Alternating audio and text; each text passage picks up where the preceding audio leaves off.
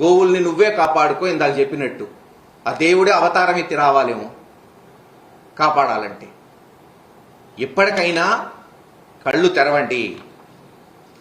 ఇచ్చిన మాటలు ఇటు పక్కన పడేశారు. ఎలక్షన్కి ఇచ్చిన మాటలు జనం అదే అంటున్నారు. ఎలక్షన్కి ఇచ్చిన మాటలు నట్టేటిలో ముంచి ప్రజల నోట గడ్డ కొట్టి సొంత వారికి దోచిపెట్టి సభలకు ఎక్కువాడు సచ్చు పెద్దమ్మరా అంటున్నారు. ఆలోచించండి. అవి ఎటు పోయినాయి, వదిలేశారు. కనీసం ఇటువంటి సమస్యల మీదైనా స్పందించండి. వెంటనే దీని మీద చర్యలు చేపట్టండి. మీ టైం అంతా వైఎస్ఆర్సీపీ నాయకుల మీద కేసులు పెట్టామా, సోషల్ మీడియా వాళ్ళని అరెస్ట్ చేశామా, జగన్మోహన్ రెడ్డి గారిని బూతులు తిట్టామా, దీనికే అయిపోతుంది 9 నెలలు. దీనికే అయిపోయింది కూడా. ఇంకా వేరేది ఏమైనా జరుగుతుందా? అసెంబ్లీలో మాట్లాడితే ఏ నాయకుడు మాట్లాడినా 10 నిమిషాలు మాట్లాడితే 9 నిమిషాలు జగన్మోహన్ రెడ్డి గారి జపమే. జగన్ జగన్ జగన్ జగన్ జగన్ ఇది చేయలేదు, అది చేయలేదు, అది చేశాడు, ఇది చేశాడు. ఇదా అయిపోయింది ఇంకా ఘట్టం. మొన్న ఎలక్షన్తో మీరు అధికారంలోకి వచ్చారు. ఇప్పుడు మీరేం చేస్తారు? మీరు ఎలా చేయబోతున్నారు? ఇచ్చిన హామీలు ఎలా నిలబెట్టుకుంటారు? ఎప్పటి నుంచి డబ్బులు ఇవ్వబోతున్నారు? ఈరోజు వచ్చి చూడండి పల్నాడులో రైతులు, కేవలం వైఎస్ఆర్సీపీ రైతులు కాదు, ఎందుకంటే పార్టీల పరంగా చూడమంటున్నాడు చంద్రబాబు నాయుడు గారు. తెలుగుదేశం రైతులు తిట్టుకుంటున్నారు. అప్పులు పాలై కుదేలై మిరపబోయ, కందిబోయ 20,000 ఉన్న మిరప 9,000కి వచ్చింది. కంది అదే పరిస్థితి. బీబీటీలు అయితే 1800 కొనేవాళ్ళు ఈరోజు 1300 కొంటున్నారు. కనీసం జగన్మోహన్ రెడ్డి గారు ఉంటే ఆ రైతు భరోసా కింద 13,500 ఇచ్చేవాడుగా. చంద్రబాబు నాయుడు గారు ఏం చెప్పాడు? నేను 20,000 ఇస్తాను, జగన్మోహన్ రెడ్డి 13,500. ఏది 20,000 చెప్పండి? పోయిన సంవత్సరం 20,000, ఈ సంవత్సరం 20,000 కలుపుకుంటే 40,000 ఈరోజు ఇవ్వండి. కాపాడండి.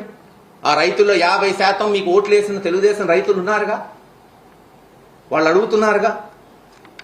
ఫీజు రీఎంబర్స్మెంట్, కాలేజీలు అయిపోయినాయి, టీసీలు తీసుకొని వెళ్ళిపోవాలి, ఇంకా ₹1 కట్టట్లా కాలేజీలకి. అమ్మఒడి అంతే పరిస్థితి. ఒక్క పథకం ఆచరణలో ఇదిగో బ్రహ్మాండంగా చేశాం. ఫ్రీ బస్ అన్నారు. ఆ బస్సు ఎక్కడ తెలంగాణలోనే ఆగిపోయినట్టుంది, ఆంధ్రాకి రాలా ఇంకా ఫ్రీ. ఇలా ప్రతి విషయం ఖచ్చితంగా బాధ్యత కలిగిన ప్రతిపక్ష పార్టీగా జగన్మోహన్ రెడ్డి గారి నాయకత్వంలో వైఎస్ఆర్సీపీ నాయకులు అందరం కూడా ప్రజల పక్షాన నిలబడతామని గతంలో చెప్పా. పాలక పక్షమా ప్రతిపక్షమా కాదు, మాకు అధికారంలో ఉన్నా ప్రజల పక్షమే, ప్రతిపక్షంలో ఉన్నా ప్రజల పక్షమే. నిలబడతాం, సమస్యలను లేవనెత్తుతాం, ప్రజాస్వామ్య పద్ధతుల్లోనే మా నిరసనలు తెలియచేస్తాం. ఏది ఏమైనా ఈ సమస్య వైఎస్ఆర్సీపీ పార్టీదో, తెలుగుదేశందో, ఒక రాష్ట్రందో కాదు.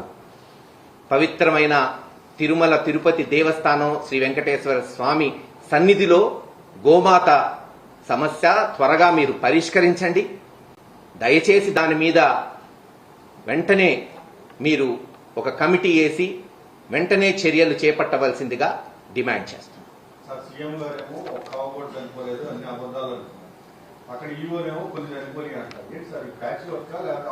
ఇప్పుడు అదేగా చెప్తుంది. ఈ ప్రభుత్వం ఎంత బాగుంది, ఎంత పారదర్శకంగా ఉంది అనడానికి ఇదొక్క నిదర్శనం చాలు. ఈవో అంటే ఎవరు? ఇదే ప్రభుత్వం నియమించింది తిరుమల తిరుపతి దేవస్థానానికి. ఆయనే ఒప్పుకున్నాడు. ఇదిగో 30 40 ఏదో ఒక అంకె, ఇన్ని ఆవులు చనిపోయినాయని. స్వయానా చైర్మన్ గారైతే 22 అని ఒక లెక్క అన్నారు. అక్కడున్న ఎమ్మెల్యే ఏమో 40 అంటాడు. చంద్రబాబు నాయుడు గారేమో అసలు ఏమీ లేదంటాడు. అసలు ఏంది ఇది? ఇది ప్రభుత్వమా? దీని ఆర్గనైజేషన్ అంటారా? దీని అడ్మినిస్ట్రేషన్ అంటారా? ఇంత భ్రష్టు పట్టిన, ఇంత తలతిక్క ప్రభుత్వం బహుశా గత 30-40 సంవత్సరాల్లో ఏ ప్రభుత్వం ఉండదు. అఫ్కోర్స్ ప్రజలన్నీ గమనిస్తున్నారు. సరైన సమయం వాళ్ళకి వస్తుంది కదా.